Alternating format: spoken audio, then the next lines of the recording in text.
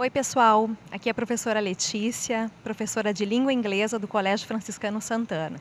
E as dicas de hoje são relacionadas a conjunções, formações e ainda a situação de sinônimos e traduções. Então, a primeira dica que vai aí para vocês em relação às conjunções, tá? Fiquem bastante atentos a elas dentro dos textos, deem uma última revisadinha, assim, um pouco antes de sair de casa, porque certamente a gente vai ter aí significados importantes, relações importantes sendo estabelecidas entre elas. Então, bastante atenção às conjunções, conjunções aditivas, de oposição, consequência, deem uma revisada nesse sentido.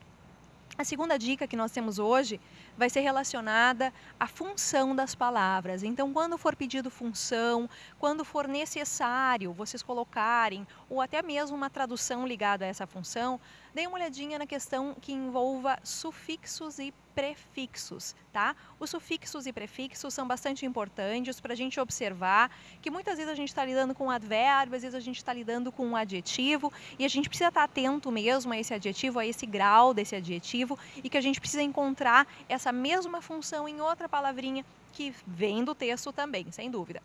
Questão 3, tá? Terceira dica para vocês então aí. A terceira dica aí, certamente que a gente vai estar encontrando alguma questão relacionada à tradução. Então, fiquem ligados, fiquem bastante atentos, procurem substituir alguma palavrinha, né? A palavra que foi dada pela palavra do texto, aquelas que estão nas alternativas, porque certamente isso facilitará a busca de vocês pela melhor tradução. Então é isso aí, né?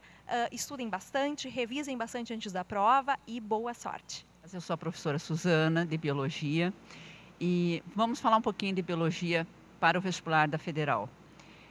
Se nós considerarmos citologia, por exemplo, precisamos ter em mente sempre a questão das funções dos organóides celulares, as funções e propriedades da membrana. Por exemplo, na membrana celular, osmose e transporte ativo. Temos que lembrar sempre disso. Na parte de evolução, foi um ano assim, que se falou muito sobre evolução por causa do Darwin.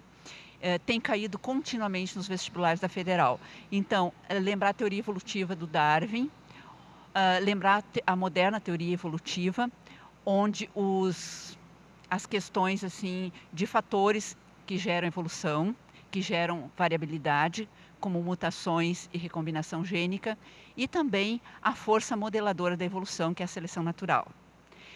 Já se nós pegarmos a genética clássica, nós vamos ter o quê? Raramente tem caído problemas de genética clássica, mas não podemos esquecer polialelia. É um tema que cai muito, principalmente com os grupos sanguíneos do sistema BO. Né? Saber que são 2 genes que nós herdamos, mas tem mais de 2 alternativas para esse par de genes.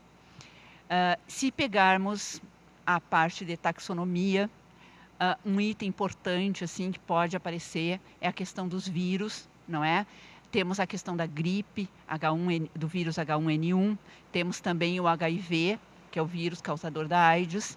São temas recorrentes dos quais nós não podemos fugir, não é? E que deve aparecer com certeza nesse vestibular, até porque ele está contextualizado, os temas têm sido assim mais ou menos já definidos. É isso aí, turma, e muita tranquilidade, ler com muita atenção a prova, e mesmo que a gente não saiba todo o conteúdo, porque biologia é extremamente extenso, se vocês lerem com atenção, vocês vão com certeza conseguir uma resposta certa, tá? Boa sorte para todos. Eu sou a professora Maria do Horto, de língua portuguesa. Meus conselhos são principalmente relacionados à leitura na prova de português. Porque a prova de português é uma prova de paciência. Portanto, as questões devem ser lidas com muita atenção e vocês têm que pensar o que a questão está realmente pedindo. Não pode se precipitar na resposta, releiam as questões. Como eu disse, é uma prova de paciência. A questão da interpretação das questões é fundamental. Não esqueçam que a concordância, regência, orações, pode aparecer assim, ó, não especificamente a questão para vocês identificarem a regência, mas como um paralelo. Por exemplo,